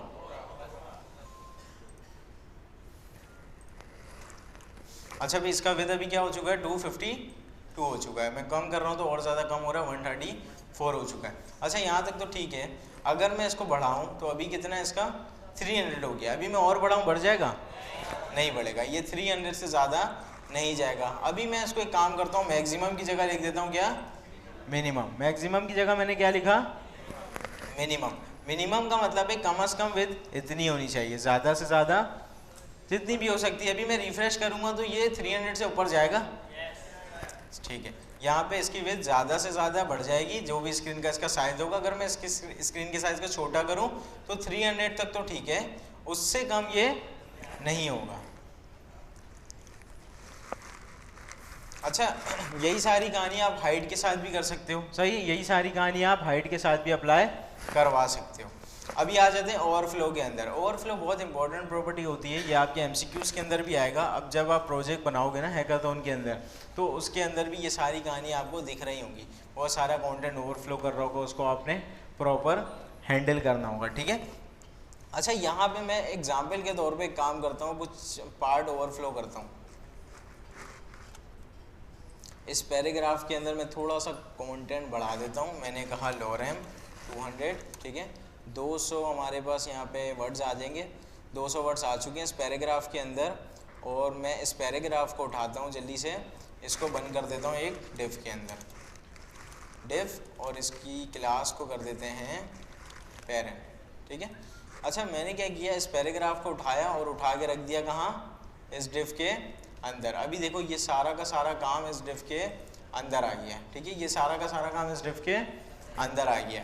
अगर मैं इसके पेरेंट का साइज़ छोटा कर दूं इसके कंटेंट से, तो ये वाला कंटेंट ओवरफ्लो करने लगेगा ना, क्योंकि उसके पेरेंट का साइज़ कम है और चाइल्ड का साइज़ ज़्यादा हो जाएगा। तो यहाँ पे मैं एक काम कर सकता हूँ, यहाँ पे मैंने कहा डॉट पेरेंट, आपकी जो हाइट है वो है 100 पिक्सल्स, ठीक है, 100 पिक्सल्स, और जो विड्थ है वो भी क्या है 100 पिक्सल्स है, सही है। अच्छा मैं सिर्फ और सिर्फ देखने के लिए बॉर्डर लगा रहा हूँ, वैसे इसकी लगाने की ज़रूरत भी नहीं है, ठीक है। अच्छा सॉलिड से लग जाता है क्या बॉर्डर, कलर वलर नहीं दिया मैंने, ठीक है। अच्छा यहाँ पे हमारे पास ये आ गया है, और ये जो जितना भी कंटेंट था अपने पेरेंट से क्या कर रहा है, ये ओवरफ्लो कर रहा है, ठीक है। अभी मैं क्या कर सकता हूँ, यहाँ पे आके इसको मैं पेरेंट की मैंने क्लास दी हुई है, पेरेंट को मैं क्या कह सकता हूँ, ओवरफ्लो। अच्छा ओवरफ्लो विजिबल से क्या होगा देखिएगा, जैसे अभी नॉर्मल हमें यहाँ पे नज़र आ रहा था, ठीक है। अगर मैं इसको कर दूँ हिडन, फिर क्या होगा, जितना भी कंटेंट ओवरफ्लो कर रहा हो वो सारा का सारा हाइड हो जाएगा। और मुझे पता है आप लोग यहाँ पे स्क्रॉल भी कर लोगे, स्क्रॉल वाई एक्सिस भी कर लोगे, स्क्रॉल एक्स एक्सिस भी कर लोगे, सही है। अच्छा अब आ जाते हैं आगे, बॉर्डर हमने ऑलरेडी देख लिया है, अब आते हैं डायरेक्ट मार्जिन और पैडिंग के अंदर, ठीक है। मार्जिन पे आ जाते हैं, दो एलिमेंट के दरमियान का डिफरेंस क्या कहलाता है, मार्जिन कहलाता है। दो एलिमेंट के दरमियान का डिफरेंस मार्जिन कहलाता है, ठीक है। दो एलिमेंट बना लेते हैं जल्दी से, कुछ भी एलिमेंट हो सकता है, डब्बा भी हो सकता है, कोई टेक्स्ट हो सकता है, कुछ भी हो सकता है बेसिकली। फिलहाल यहाँ पे मैं जल्दी से बनाता हूँ दो डिफ, ठीक है। एक के अंदर रखते हैं टेक्स्ट 1, दूसरे के अंदर रखते हैं टेक्स्ट 2। अब ये टेक्स्ट 1 और टेक्स्ट 2 नज़र आ रहा है, मुझे थोड़ा सा मार्जिन देना है, थोड़ा सा इन दोनों एलिमेंट्स के दरमियान स्पेस देना है। तो यहाँ पे मैं क्या दे सकता हूँ, यहाँ पे मैं इसको जल्दी से क्लास देता हूँ, पहले क्लास टेक्स्ट 1 और इसको भी क्लास देते हैं टेक्स्ट 2 की, ठीक है। यहाँ पे मैंने इन दोनों को एक क्लास दे दी है टेक्स्ट 1 और दूसरे को मैंने क्लास दे दी है टेक्स्ट 2 की। मैंने टेक्स्ट 2 को कहा, टेक्स्ट 2 को मैं कह रहा हूँ कि आप मार्जिन ले लो टॉप से, तो ये काम करेगा या बॉटम से देना पड़ेगा। हाँ भाई मैंने इसको कहा मार्जिन ले लो आप, बेसिकली बॉटम देते हैं, मैंने इसको मार्जिन बॉटम कहा और इसको करते हैं 6 पिक्सल्स, ठीक है। अच्छा मैंने इसको क्या कहा, मार्जिन ले लो कहाँ से, बॉटम से, कितने पिक्सल्स की, 6 पिक्सल की। अभी आप लोग कितने स्टूडेंट समझते हैं कि ये 6 पिक्सल्स टेक्स्ट से दूर हो जाएगा, और बाकी सारे क्या समझते हैं ये अभी दूर नहीं होगा। अच्छा कुछ भी नहीं होगा, क्या होगा, ऊपर जाएगा, ठीक है। यहाँ पे कुछ भी नहीं हो रहा। अच्छा यहाँ पे मैं आपको एक चीज़ दिखाऊँ, ये टेक्स्ट 2 को यहाँ से कॉपी करूँ और यहाँ पे करते हैं पेस्ट, और ये डॉट की ज़रूरत नहीं है, अभी चल जाएगा। हाँ भाई अभी भी नहीं चल रहा, मैं इंस्पेक्ट करता हूँ, इंस्पेक्ट करके जल्दी से इसको पकड़ लेते हैं, ठीक है। इसको मैंने पकड़ा, मार्जिन तो लग रहा है, मार्जिन तो लग रहा है। अगर मैं इसको टॉप करूँ, फिर क्या होगा, ये टॉप से दूर हो जाएगा। बेसिकली बॉटम इसलिए नहीं लग रहा है, हमने इसको बोला क्या है, बॉटम से दूर हो जाओ। ऊपर एक एलिमेंट मौजूद है, ये इसको कहाँ धकेलेगा, ऊपर एक एलिमेंट ऑलरेडी मौजूद है, ये इसको धक्का ही नहीं दे पा रहा है, कमज़ोर है। तो यहाँ पे बेचारा, इसको मैं काम करता हूँ, इसको टॉप से देता हूँ, ठीक है। अब ये टॉप से जितना ज़्यादा बढ़ाऊँगा, टॉप से उतना ज़्यादा दूर हो जाएगा, सही है। इसी तरह से आप यहाँ पे खेल सकते हो ना, राइट दे सकते हो, लेफ्ट दे सकते हो, ये सारी कहानी आप यहाँ पे करवा सकते हो। और इसको माइनस पे भी दे सकते हो, इसको आप क्या कर सकते हो, माइनस में भी दे सकते हो। बेसिकली मार्जिन के अंदर आपने एक चीज़ का ख्याल करना होता है, दो एलिमेंट के दरमियान का डिफरेंस वो आपका मार्जिन है। आपने उसको कभी भी पैडिंग के साथ मिक्स नहीं करना है, मार्जिन को आपने कभी भी पैडिंग के साथ मिक्स नहीं करना है, ठीक है। अब आ जाते हैं पैडिंग के अंदर। जब पैडिंग मार्जिन नहीं होता तो फिर पैडिंग होता क्या है, कोई बता सकता है? बॉक्स के अंदर का इस पर बिल्कुल सही है। यहाँ पे फॉर एग्जांपल मैंने एक बॉक्स बना लिया, मैंने बोला एक डेव बनाओ जिसकी आप क्लास रखना, जिसकी क्लास रख दो बॉक्स, इसके अंदर क्या बना दो, एक और डेव बना दो, बल्कि डेव क्या डायरेक्ट पैराग्राफ ही रख देते हैं, ठीक है। पैराग्राफ के अंदर छोटा सा मुझे चाहिए लॉरेम, ठीक है, छोटा सा मेरे पास टेक्स्ट आ जाएगा। अच्छा यहाँ पे एक हमारे पास पेरेंट है, पेरेंट के अंदर एक पैराग्राफ मौजूद है। अभी मैं एक काम करता हूँ, यहाँ पे आते हैं स्टाइल के ऊपर, मैंने कहा डॉट पेरेंट, इसका मैं बॉर्डर दे देता हूँ। बॉर्डर बेसिकली मैं दे रहा हूँ ताकि ये पेरेंट मुझे नज़र आए। अभी आकर अगर मैं देखूँ तो ये नॉर्मल से हमें नज़र आएगा, और ये बॉर्डर क्यों नहीं लगा इसके ऊपर, सॉलिड डॉट, अच्छा इसका नाम बॉक्स है, सही है। अब इसके ऊपर बॉर्डर भी आ गया और क्या आ रहा है, इसके अंदर टेक्स्ट भी आ रहा है, ठीक है। यहाँ पे अगर मुझे इसके अंदर कोई स्पेस चाहिए तो मैं क्या दे सकता हूँ, इसको पैडिंग दे सकता हूँ, ठीक है। यहाँ तक तो कोई मसला नहीं है। अभी मेरा सवाल ये है, पेरेंट में पेरेंट को पैडिंग दूँ या चाइल्ड को दूँ, हाँ भाई चाइल्ड को। अच्छा यहाँ आते हैं, यहाँ से करके देखते हैं। सिलेक्ट किया मैंने, ठीक है। अच्छा यहाँ पे मैंने सिलेक्ट किया, सबसे पहले मैं जा रहा हूँ इस चाइल्ड पे, ठीक है। चाइल्ड पे मैं आ चुका हूँ, चाइल्ड पे आते हैं जल्दी से। मैंने लिखा पैडिंग 30 पिक्सल्स, ठीक है। तो ये 30 पिक्सल्स अपने पेरेंट से दूर हो गया। यहाँ तक तो सही नहीं है, आप लोग यहाँ तक सही थे। अभी मैं इसको रिफ्रेश करता हूँ दोबारा से। अभी मैं एक काम करता हूँ, पेरेंट को सिलेक्ट करता हूँ। अच्छा मैं यहाँ से कोड कर रहा हूँ, कोई मसला तो नहीं है ना, किसी को कर सकता हूँ ना यहाँ से, वही काम है, यहीं पे कर रहे हैं, सिर्फ वो सिर्फ समझने के लिए। अभी मैं किस पे हूँ, पेरेंट पे हूँ, ठीक है। ये मैं पेरेंट पे सिलेक्ट किया हुआ है मैंने इसको कहा पैडिंग दे दो 30 पिक्सल्स, ठीक है। अच्छा पेरेंट भी 30 पिक्सल्स देने से काम चल रहा है और चाइल्ड भी चल रहा है, ऐसा क्यों हो रहा है, कोई बता सकता है?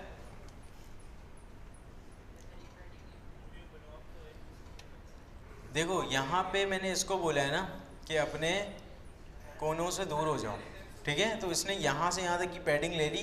अगर मैंने इसको भी बोला है कि अपने चाइल्ड से दूर हो जाओ, पैडिंग ले लो, तो ये भी क्या कर रहा है, बेसिकली बात वही पढ़ रही है। ये भी अपने चाइल्ड से दूर हो रहा है, ये भी अपने पेरेंट से दूर हो रहा है। इसको दे दूँ या इसको दे दूँ, बात एक ही है, ठीक है। लेकिन आपकी प्रैक्टिस होनी चाहिए, पेरेंट को दूर करना है तो पेरेंट को दो, चाइल्ड को देना है तो चाइल्ड को दो। आप कभी भी, अभी मुझे फ़िलहाल चाइल्ड को देना था तो मैं ऐसी गलती नहीं करूँगा जो अभी मैंने की है पेरेंट को देने की। मैं हमेशा किसको दूंगा, चाइल्ड को दूंगा।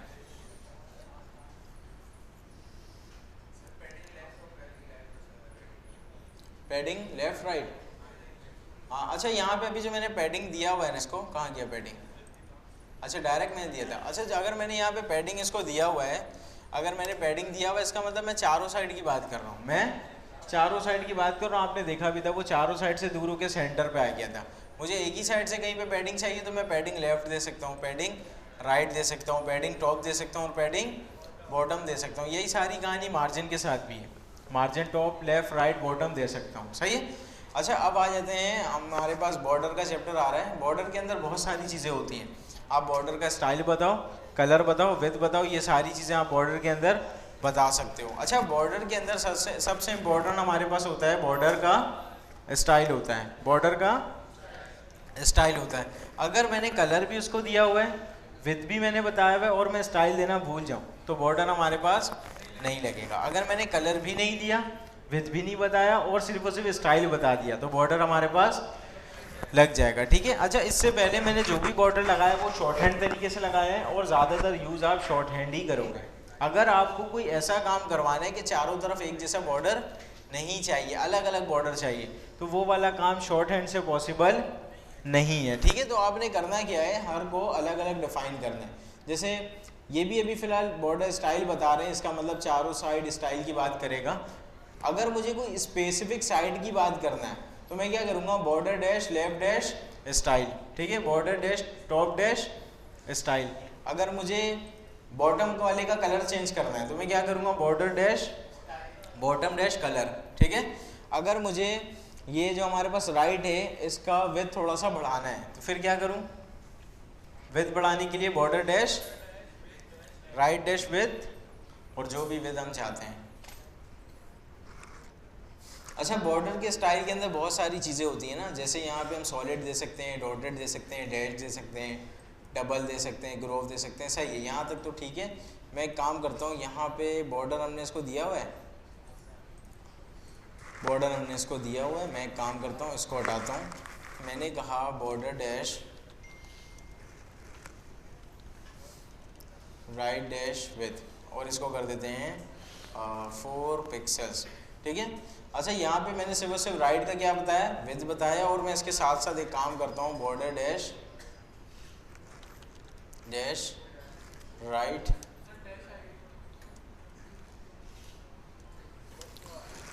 राइट राइट कर देते हैं,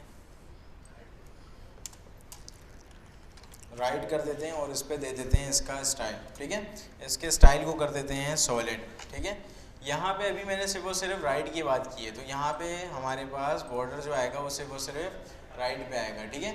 अच्छा, राइट पे जो बॉर्डर आ रहा है उसकी विड्थ भी हमने सिर्फ राइट की डिफाइन की थी, तो यहाँ पे आ रहा है। यहाँ तक तो कोई मसला नहीं है। सही है। अभी मैं क्या चाहता हूँ, मैं चाहता हूँ बॉटम पे भी एक बॉर्डर आ जाए, लेकिन जो बॉटम वाले का कलर होना चाहिए ना, वो रेड होना चाहिए। बॉटम का कलर क्या होना चाहिए, रेड होना चाहिए, और राइट का ब्लैक। ठीक है, राइट का ब्लैक ठीक है। तो अभी बताओ क्या करूं मैं,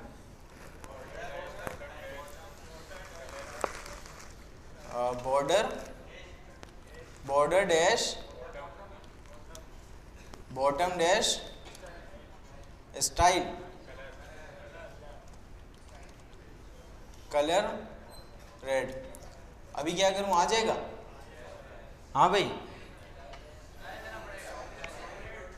हाँ भाई आ जाना चाहिए। इधर ऑरेंज टी शर्ट आ जाएगा, नहीं आएगा? अभी क्या लगाना है मुझे बताओ, स्टाइल बताओ, खड़े हो, प्रॉपर्टी बताओ।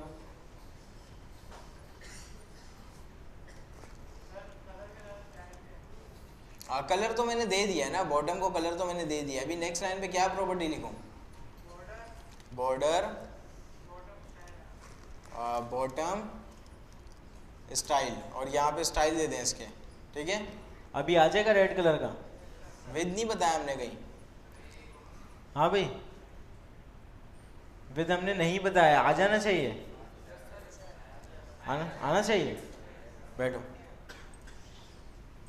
अभी यहाँ पे हमारे पास बॉटम पे रेड कलर का बॉर्डर आ चुका है। ठीक है जी,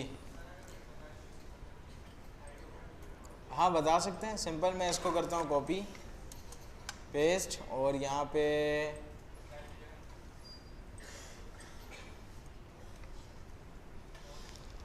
फोर पिक्सल्स शॉर्टकट है ना। अभी असल में सिनेरियो ये है कि चारों तरफ मुझे अलग अलग बॉर्डर चाहिए, तो शॉर्ट एंड से काम होगा नहीं। वैसे तो शॉर्टकट है, सिंपल हम यहाँ पे बॉर्डर लिखें और अप्लाई करवा दें, वो चारों तरफ की बात करेगा। बॉर्डर का आपने क्या कह रहे हो आप, कहाँ है line number, border bottom style?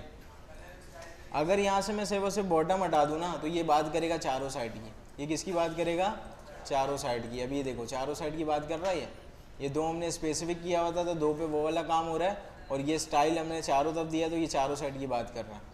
अगर मुझे स्पेसिफिक करना है तो यहाँ पे मैं इसका नाम दूंगा साइड का, bottom left right top.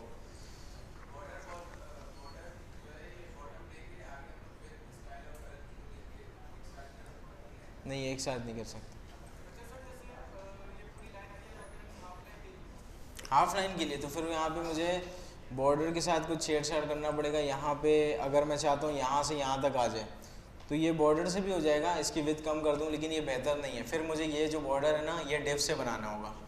Div से मैं एक डब्बा टाइप का बनाऊंगा। जो मैंने इतना बड़ा बॉक्स बनाया है, मैं छोटा सा बॉक्स बनाऊंगा, जो आपके पोर्टफोलियो असाइनमेंट के अंदर है भी एक छोटा सा, देखा होगा आपने, येलो कलर का। तो वहाँ से मैं उसके डिव की विड्थ कम करूँगा, और उसकी हाइट बिल्कुल इस बॉर्डर के मुताबिक करूँगा, और उसको कलर दे दूँगा, तो वो बॉर्डर की तरह ही नज़र आएगा। अच्छा, बॉर्डर के अंदर और भी चीज़ें होती हैं। ये जो दिख रहा है ना, इसकी जगह आप इमेज भी लगा सकते हो, लेकिन ये सारी चीज़ें इतनी ज़्यादा यूज़ नहीं होती, लेकिन आप लगा सकते हो, ये प्रॉपर्टी है। आप बॉर्डर इमेज भी लगा सकते हो जी, कोई मसला नहीं है। बस वहाँ पे मैं तो आपको यूज़र इंटरफेस दिखूंगा ना, अगर मुझे किसी का यूज़र इंटरफेस बिल्कुल ही नहीं अच्छा लगता फिर मैं जाता हूँ उसके कोड पे, या किसी का बहुत अच्छा लगता है यूज़र इंटरफेस फिर मैं जाता हूँ कोड पे, वरना तो फिर मैं ऐसे यूज़र इंटरफेस देखता हूँ, पास फेल कर देता हूँ।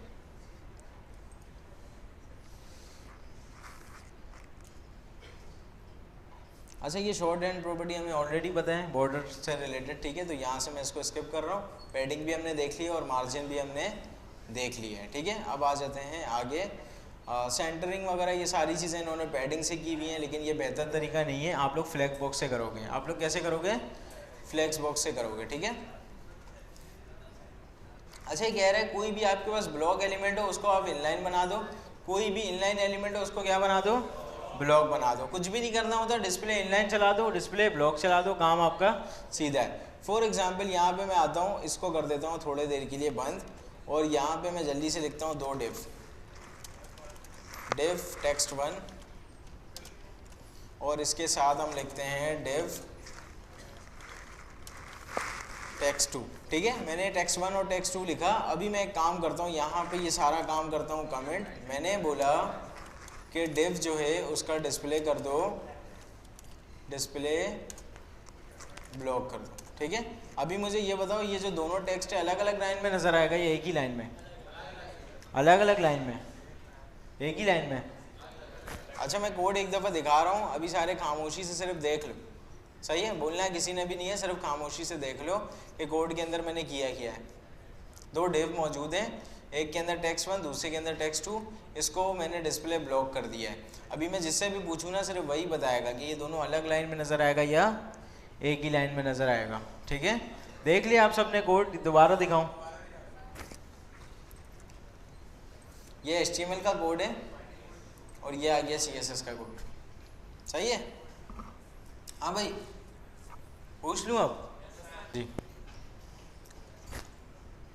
अभी मुझे बताएं, हमारे पास जो text1 है और text2 है, ये दोनों एक ही लाइन में नज़र आएगा अलग अलग? एक ही लाइन में, एक ही लाइन में आएगा। आप सारे क्या कह रहे हो? अच्छा, तो ये दोनों चीज़ें अलग अलग लाइन में नज़र आ रही हैं, बिकॉज यहाँ पे मैंने थोड़ा सा आपको कंफ्यूज किया है। div ऑलरेडी ब्लॉक एलिमेंट होता है और मैंने इसको अभी भी यहाँ पे क्या कर दिया है? ब्लॉक कर दिया है। div ऑलरेडी क्या होता है? ब्लॉक होता है। बैठ जाओ। अच्छा भाई, div हमारे पास ऑलरेडी क्या होता है? ब्लॉक एलिमेंट होता है। अगर यहाँ पे मैं इसको कर दूँ, इनलाइन कर दूँ, अभी ये दोनों अलग अलग लाइन में आएगा, एक ही लाइन में आएगा? एक ही लाइन में आ रहा है, ठीक है। अच्छा, यहाँ तक तो ठीक है, मैंने डिस्प्ले इसको इनलाइन कर दिया है, यहाँ तक कोई मसले की बात नहीं है। मैं एक काम करता हूँ, इसको दे देता हूँ क्लास एक text1 की मैंने एक क्लास दे दी, और इस क्लास को जल्दी से करते हैं कॉपी डॉट text1। अच्छा, मैंने इसको जो दिया है ना, मैं इसको देना चाह रहा हूँ हाइट 100 पिक्सेल्स, और इसका जो बैकग्राउंड कलर है, ताकि हाइट मुझे नज़र तो आए, insert background colour black,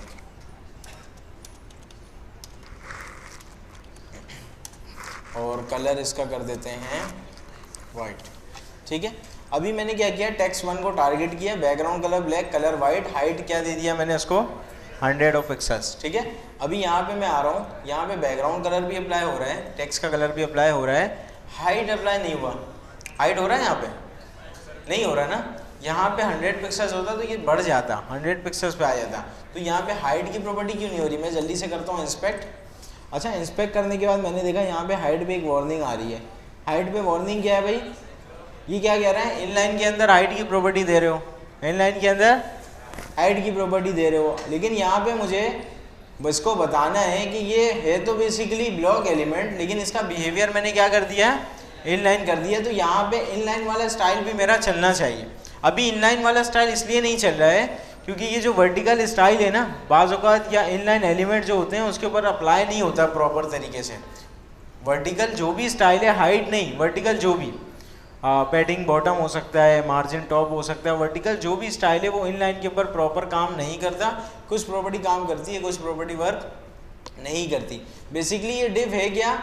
block element, और इसका बिहेवियर मैंने क्या कर दिया? Inline element. तो इस वजह से यहाँ पे भी ये वाला काम नहीं हो रहा है। अभी मैं चाहता हूँ ये दिखे तो इनलाइन की तरह, लेकिन इसके ऊपर ब्लॉक वाला काम भी होना चाहिए। तो सिंपल सा आपने इनलाइन डैश ब्लॉक लिख देना है और यहाँ पे ये हाइट की प्रॉपर्टी भी इसके ऊपर लग जाएगी। यहाँ तक कोई मसला?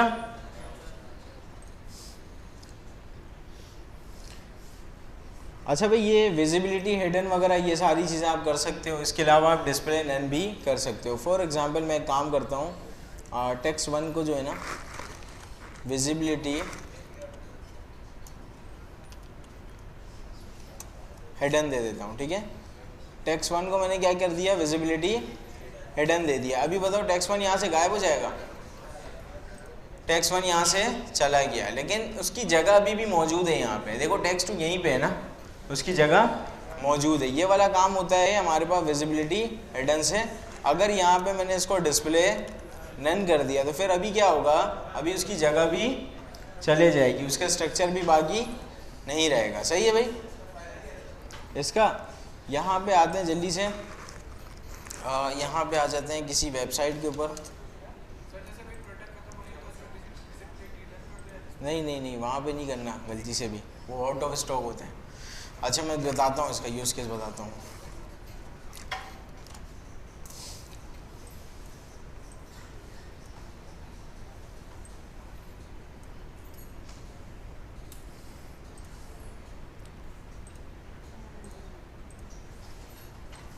अच्छा देखो, ये बड़े स्क्रीन में जो ना ये 1 2 3 एलिमेंट्स दिख रहे हैं बड़े स्क्रीन में। छोटे स्क्रीन में मैं जैसे आ रहा हूँ ये सारे एलिमेंट्स गायब हो गए। कैसे गायब होगा? ये है डिस्प्ले नन हो गया। कैसे? मीडिया क्वेरी के जरिए इन्होंने बताया इस स्क्रीन के साइज पे इन सबको डिस्प्ले नन कर देना। बड़े साइज में ये रहना चाहिए, बड़े साइज में नॉर्मली इन्होंने लगाया। छोटे स्क्रीन पे इसको बोला इसके डिस्प्ले को नन कर दो। छोटे स्क्रीन पे नहीं चाहिए, छोटे स्क्रीन में ये चाहिए। और इस चीज़ को इन्होंने बड़े स्क्रीन पे क्या कर दिया होगा, नन कर दिया होगा। देखो छोटे स्क्रीन पे ये आ रही है, ये वाली चीज़ बड़े स्क्रीन पे नहीं आ रही है। तो ये इस तरह से काम होता है। समझ में आ रही बात? ये मीडिया क्वेरी के अंदर ये सारी कहानी आपकी चली होती है, किसको विजिबल करना है, किसको हिडन करना है, किसकी डायरेक्शन को चेंज करना है, क्या चीज़ सेंटर में आ जाएगा। अभी देखो ये लेफ़्ट पे, अभी ये लेफ़्ट पे है ना, और ये लेफ़्ट पे ही आ रहा है। बाज़ औक़ात करते हैं क्या है, मोबाइल के अंदर इसको सेंटर पे कर देते हैं ताकि थोड़ा अच्छा दिखे। फ़िलहाल इन्होंने नहीं किया हुआ, इसका अभी भी लेफ़्ट पे ही नज़र आ रहा है, लेकिन आप इसको कर सकते हैं, ठीक है। अच्छा एक चीज़ और मैं आपको दिखाऊँ, ये बटन देख रहे हो, इसकी विड्थ अभी फुल नहीं है। छोटे स्क्रीन पे इन्होंने इसकी विड्थ भी फुल कर दी है। इस तरह से ये वाला काम पूरा परफॉर्म होता है। सही है। अच्छा यहाँ पे आते हैं, देखो इन्होंने ग्रिड से कितना अच्छा बनाया हुआ है। ये ग्रिड से बन रहा है ना, मुझे देख के समझ में आ रहा है, आप लोगों को आ रहा था? ठीक है, ये ग्रिड से बना हुआ है। एक यहाँ पे हमारे पास 1 2 3 है, इसके क्या बनेंगे, कॉलम्स बनेंगे। 2 इसके रोज बन जाएंगे। आपने डिफाइन देखना है कि इसको कितना एफआर देना है, नहीं देना है, किसको कहाँ से कहाँ तक के नंबरिंग देने हैं। 1 से 3 तक की वैल्यू दे दो, रो में 1 से ये सारी वैल्यू दे दो। अभी छोटे स्क्रीन में इन्होंने क्या बोला हुआ होगा, छोटे स्क्रीन में सारे आ जाएंगे, किस में, कॉलम उसका एक ही हो जाएगा। कॉलम एक ही हो जाएगा तो सारे देखो एक ही लाइन में नज़र आ रहा है। और बड़े स्क्रीन में जो भी अभी हमने कहानी दी है कि ये यहाँ से होना चाहिए, यहाँ से, इस तरह से होता है रिस्पॉन्सिव का काम। ठीक है, रिस्पॉन्सिव मैंने आपको बहुत ही शॉर्ट तरीके से बताया हुआ है, सिर्फ सेंटेक्स बताया, और यही तरीका है रिस्पॉन्सिव समझाने का, सिर्फ सेंटेक्स बताया जाता है। और ये सारी चीज़ें आप लोगों ने CSS के अंदर पढ़ी हैं, कोई नई चीज़ इसके अंदर नहीं आएगी, सिर्फ काम आपका बढ़ता है। काम इसलिए बढ़ेगा क्योंकि कोड आपको 2-3 दफ़ा लिखना पड़ेगा, बड़े स्क्रीन के लिए अलग, छोटे के लिए अलग, उसके छोटे के लिए अलग। ठीक है,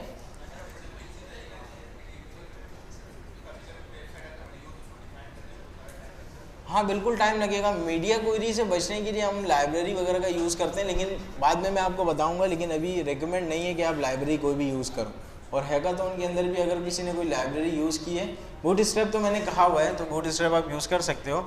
इसके अलावा कोई दूसरी लाइब्रेरी नहीं यूज़ करोगे आप। जो चीज़ मैंने पढ़ाई है, फॉन्ट ऑसम वगैरह, ये सारी चीज़ें आप यूज़ करोगे, कोई एडिशनल चीज़ नहीं यूज़ करोगे अपने पास से। हाँ एनिमेट के लिए कर सकते हो, मैजिक CSS है, एनिमेट CSS है, ये सारी चीज़ें आप कर सकते हो। सही है भाई, डिस्प्ले नन समझ में आ गया, कहाँ यूज़ होता है कहाँ नहीं होता है। ठीक है, अच्छा अभी ये सारी वही कहानी अभी मैंने बताया था ना, बॉर्डर की जगह आप इमेज भी लगा सकते हो, लेकिन इतना ज़्यादा ये यूज़ नहीं होता, तो फिलहाल इसको यहाँ से हटा देते हैं। अच्छा बॉक्स शेडो आप लोगों को आता है लगाना?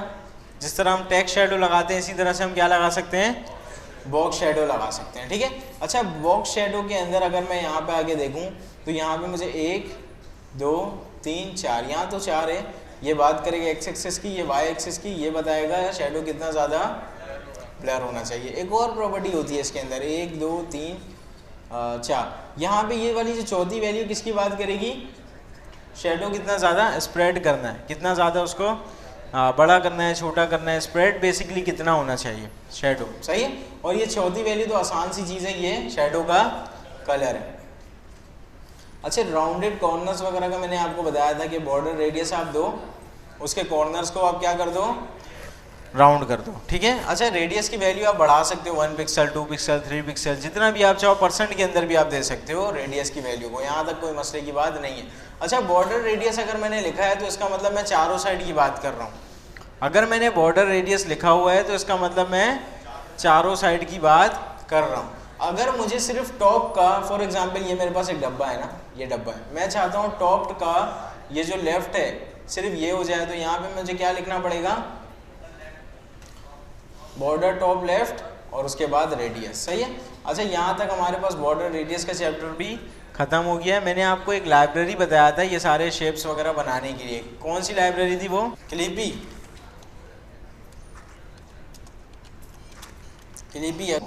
अच्छा भाई, यहाँ पे अभी मैंने क्लिपी आपको एक लाइब्रेरी बताया था, इसके ज़रिए आप क्या बता सकते हो, इसको शेप वगैरह डिफाइन करोगे, सिंपल ये कोड उठाओ और जाके अपने डिव में चला दो, सही है। ये बेसिकली आपका एक डब्बा है, डिव है, और उसके थ्रू आप इसके थ्रू आप ये सारे शेप्स डिफाइन कर सकते हो, ठीक है। यहाँ पे बहुत सारे शेप्स आपको मिलेंगे, जैसे ये पता नहीं क्या क्या मिल रहा है अजीब सा, ठीक है। तो यहाँ पे आप अपने हिसाब से इसको बना दो और इसको वेबसाइट में दिखा दो।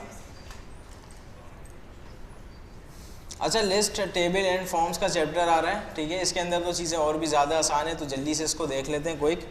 अच्छा, लिस्ट के अंदर सबसे पहले तो हमने यहाँ पे एक लिस्ट का टाइप बताया, ठीक है। बेसिकली यहाँ पे इन्होंने क्या बताया, लिस्ट का टाइप बताया। ये वाली टाइप हम HTML से भी बता सकते हैं, ये वाली टाइप हम HTML से भी बता सकते हैं। मैं एक काम करता हूँ, जल्दी से ये लिस्ट बना लेता हूँ।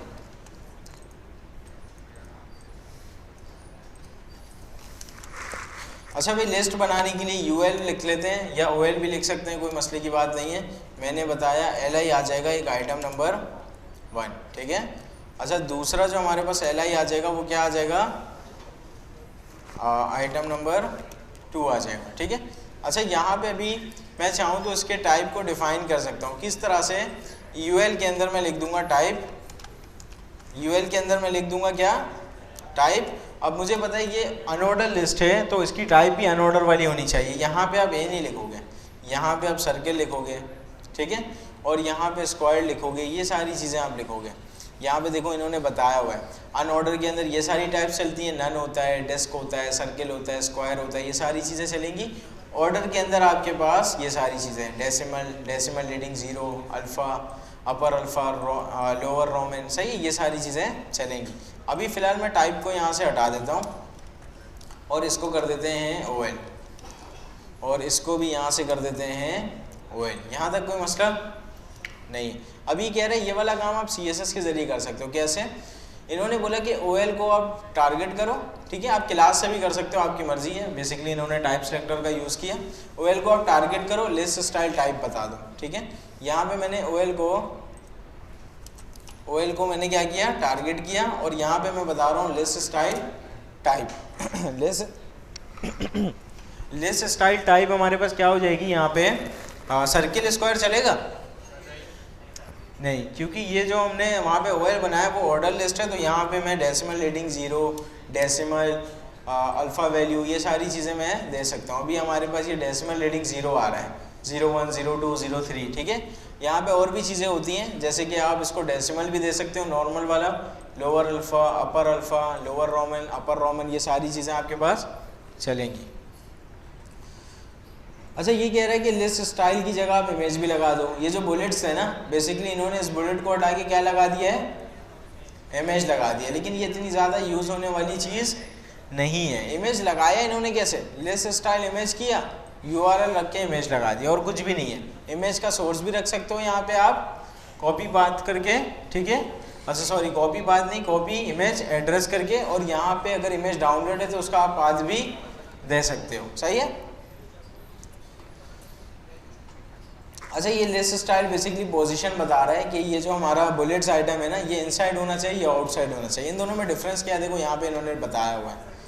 ये कह रहा है ना कि यहाँ पे जो बुलेट्स हैं वो होने चाहिए आउटसाइड। देखो ये बुलेट्स आउटसाइड पे आ रहे हैं, पैराग्राफ के बाहर है। अगर इन्होंने इसको इनसाइड कर दिया तो ये कैसा नजर आएगा? देखो दूसरा पैराग्राफ यही बुलेट के नीचे से ही शुरू हो रहा है, ये बुलेट कहाँ गया? इसके अंदर आ रहा है, ठीक है, इसके अंदर है, इसका मतलब ये इनसाइड से हो रहा है और ये वाला काम आउटसाइड से हो रहा है। यहाँ तक कोई मसला? अच्छा ये कह रहा है ये शॉर्ट हैंड प्रॉपर्टी है। जो आपने दो अलग अलग बताया है ना, ये आपने लिस्ट पोजीशन और यहाँ पे इसका जो क्या कहते हैं टाइप, लिस्ट स्टाइल टाइप, ये जो दोनों आपने अलग अलग बताया ना, अब आपके पास एक शॉर्ट हैंड प्रॉपर्टी आ रही है, आप लिस्ट स्टाइल लिखो, पोजीशन और स्टाइल नहीं बताओ, सॉरी पोजीशन और यहाँ पे क्या था ये,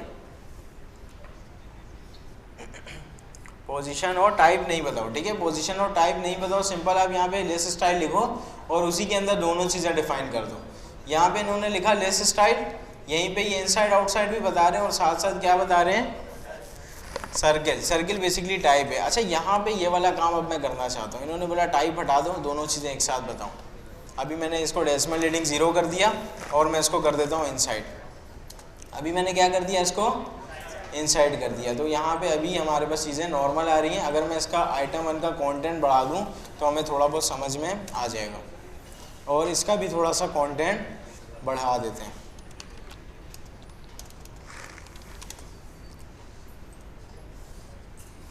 अभी देखो 0-1 जो है ये इस आइटम के अंदर ही मौजूद है, क्योंकि दूसरा पैराग्राफ यहीं से शुरू हो रहा है। अभी मैं काम करता हूँ, इसको इनसाइड की जगह देने की कोशिश करता हूँ आउटसाइड।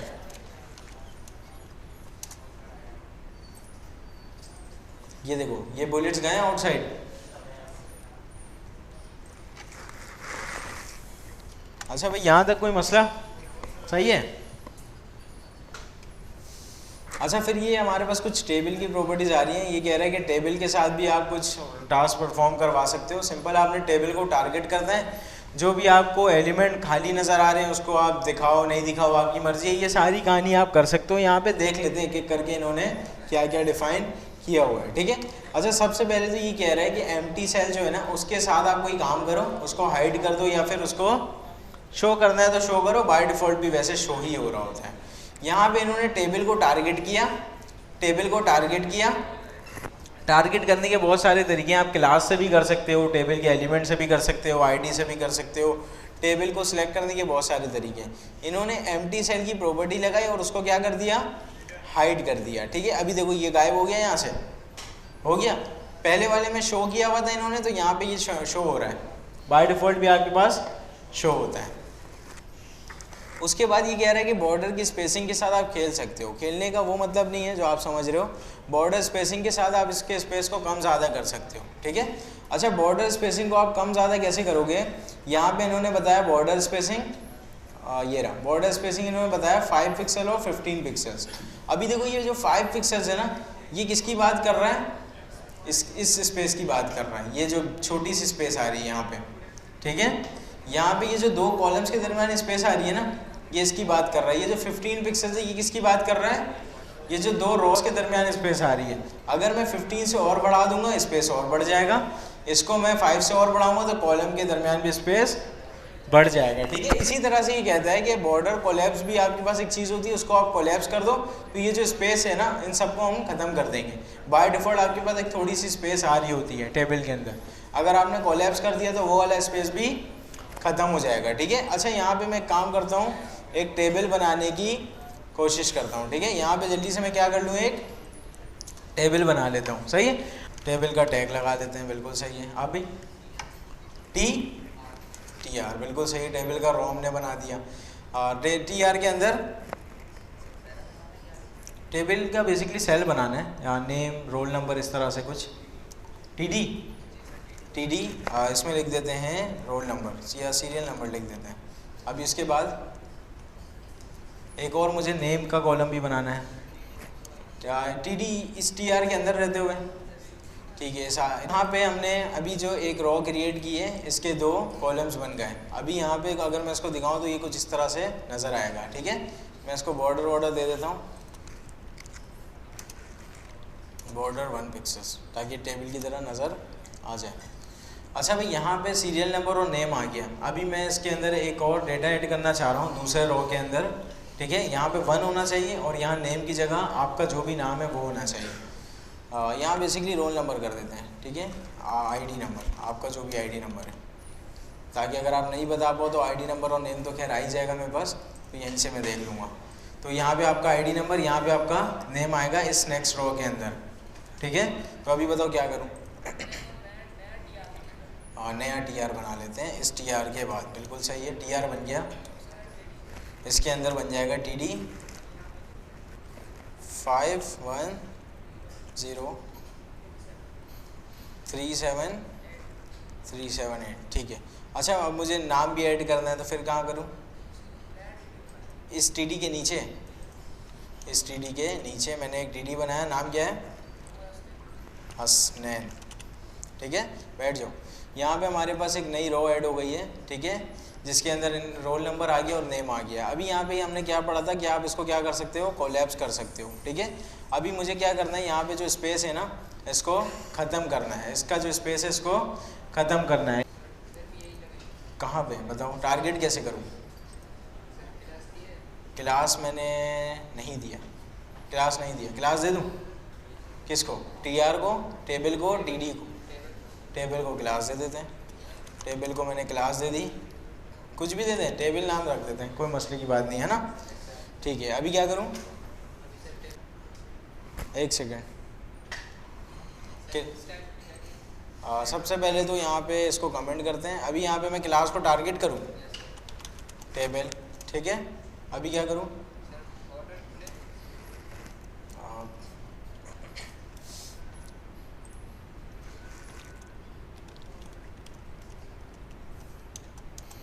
बॉर्डर कोलैप्स, कोलैप्स, बस हो जाएगा। अच्छा भाई, यहाँ पे ये सारे बॉर्डर्स हमारे पास कोलैप्स हो चुके हैं, ठीक है। जो भी स्पेस आ रहा था उसको यहाँ से हमने ख़त्म कर दिया। अभी मुझे पता है अगर मुझे स्पेस बढ़ाना होगा, बॉर्डर स्पेसिंग करके 5 पिक्सल 15 पिक्सल करके आप लोग भी बढ़ा सकते हो। सही है भाई, बिल्कुल दे सकते हैं। TD को आप पैडिंग दे दो, यहाँ पे कहाँ गया, ये रहा, ये TD को पैडिंग दे दो, क्योंकि ताकि ये जो है ना थोड़ा सा डब्बे से दूर हो जाए।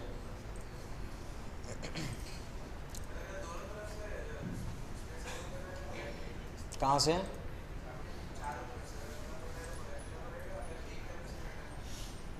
हाँ, तो फिर वो बॉर्डर स्पेसिंग से होगा। अभी मैंने कोलैप्स कर दिया ना, अभी मैं बॉर्डर स्पेसिंग देके स्पेस दे सकता हूँ कहीं पे भी। अच्छा भाई, यहाँ पे बटन के साथ इन्होंने कुछ टास्क परफॉर्म किया है कि ऑन क्लिक या ऑन होवर पे, ऑन एक्टिव पे ये वाला काम हो जाए। ये होवर वगैरह आप लोगों को ऑलरेडी पता है, इसको बताने की ज़रूरत है। होवर सबको आता है। चलो ठीक है, देख लेते हैं। यहाँ पे मैंने टेबल को किया बंद, ठीक है, यहाँ पे टेबल को मैंने किया बंद, यहाँ पे होवर हम लगा देते हैं, H1 पे लगा देते हैं। एक हमारे पास हेडिंग 1 आ गई है, ठीक है, ठीक है, एक हेडिंग 1 है। यहाँ पे मैं आगे बोलता हूँ, यहाँ पे मैं बोलता हूँ कि यहाँ पे H1 का जो कलर है वो कर दो, रेड कर दो, कोई मसले की बात नहीं है, इसका कलर रेड दिख जाएगा। अभी मैं चाहता हूँ कोई भी इसके ऊपर अगर माउस लेकर जाए ना, ऐसे कोई भी इसके ऊपर माउस लेकर जाए तो उसका कलर क्या कर देना? पिंक कर देना, ठीक है, इसका कलर कर देना पिंक। तो मैंने बोला H1 का कलर ओवर के ऊपर क्या करना? पिंक, ठीक है। H1 का कलर होवर के ऊपर क्या करना? पिंक करना। अभी देखो होवर कर रहा हूँ, ये पिंक हो जा रहा है, ठीक है। यहाँ तक कोई मसले की बात? इसी तरह से आप क्या कर सकते हो? एक्टिव पे काम करवा सकते हो, फोकस पे काम इनपुट फील्ड के साथ करवा सकते हो, ठीक है। अच्छा, यहाँ पे ये वाला जो फील्ड मुझे नज़र आ रहा है, ये जो इन्होंने फील्ड सेट और लेजेंड से बनाया हुआ, ये आप लोग बना सकते हो एज इट इज़ कॉपी? हाँ भाई, कैसे बनेगा थोड़ा सा बताओ मुझे। हाँ, ये तो लेजेंड से हुआ ना। अच्छा चलो, लेजेंड को अगर भूल भी जाए तब भी तो बन जाएगा। ये लेजेंड को भूल जाए तब भी तो बन जाएगा, कैसे बनेगा? चलो, लेजेंड वेजेंड यूज़ करना ही नहीं है। अभी ये वाला फॉर्म एज इट इज़ बनाना है, क्या अप्रोच होनी चाहिए? सबसे पहले तो हाँ, आप लोग सही कह रहे हो, एक बन जाएगा हमारे पास डिव, ठीक है। अच्छा, डिव बनेगा, उसकी हाइट और विड्थ हम यहाँ पे सेट कर देंगे, ये चकोर डब्बा आ जाएगा। इसका बॉर्डर रेडियस देंगे, ये थोड़ा सा यहाँ से राउंड हो जाएगा। इस डब्बे के अंदर एक लेबल है, इनपुट फील्ड है, लेबल है, इनपुट फील्ड है और एक बटन है। ठीक है। अच्छा यहाँ पे ये बटन इधर कैसे आ रहा है, इधर कैसे आ रहा है? मार्जिन भी दे सकते हैं, यहाँ पे हम इसको पोजीशन वगैरह भी सेट कर सकते हैं इसकी, ये सारी कहानी हम इसके साथ कर सकते हैं, ठीक है। अच्छा यहाँ पे अगर आप फ्लेक्स बॉक्स का यूज़ करोगे ना, काम और आसानी से हो जाएगा, काम और आसानी से हो जाएगा। ये दोनों डब्बे, ये दोनों चीज़ें आमने सामने और ये दोनों बिल्कुल अलाइन हो जाएंगी। फ्लेक्स बॉक्स से काम और आसानी से हो जाएगा, पोजीशन से भी ये वाला काम हो जाएगा, लेआउट से भी हो जाएगा, सही है। और यहाँ पे ये जो नज़र आ रहा है, ये कैसे बनाओगे? ये बेसिकली एक डिव से ही बनेगा, एक डिव से ही बनेगा, ठीक है। अच्छा बैकग्राउंड कलर चेंज हो जाएगा और यहाँ पे थोड़ा सा इन्होंने पैडिंग दिया हुआ है, तो ये इसके सेंटर में नज़र आ रहा है, चारों तरफ से पैडिंग इन्होंने दे दिया है इसको। और इसका थोड़ा सा जो मेरे ख्याल से शेडो वेडो भी गिर रहा है, तो वो शेडो आप बॉक्स शेडो से गिरा सकते हो और पोजीशन वगैरह दे के इसको यहाँ पे लाने तो कोई मसले की बात नहीं है। अच्छा यहाँ पे भी टॉपिक बहुत सारे बाकी है ना, तो मैं चाह रहा हूँ कि CSS आपका प्रॉपर तरीके से रिविज़न हो जाए। कोई सवाल किसी का हैकाथॉन से रिलेटेड, क्विज से रिलेटेड कोई भी सवाल है? नहीं है, ठीक है भाई, सही है। आप सारे छुट्टी करो और आप क्या नेक्स्ट क्लास में क्विज है तो तैयारी अच्छी करने हैं आप सारे। अल्लाह हाफिज़।